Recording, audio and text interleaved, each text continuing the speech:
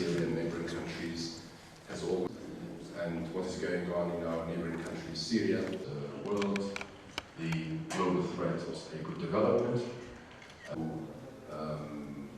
everybody in this, and possibly the events.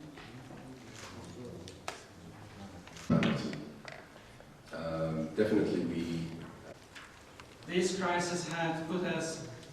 in a ئێمە ناتوانین لەسەریان فەرزکەین وادەیەکمان بۆ دەست نیشان بکەن بەڵام ئامادەبوونیان ئێستا لەم دانیشتنە ئاماژەیەکی ئیجابیە و تەسەورش دەکەم هاوکار بن و وەڵامێکی ئیجابیان هەبێت لەم چوارچێوە ئەمە ئەم وەزعە و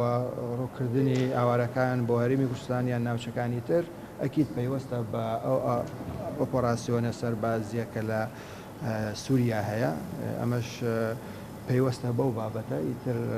کەی هێور بۆەوە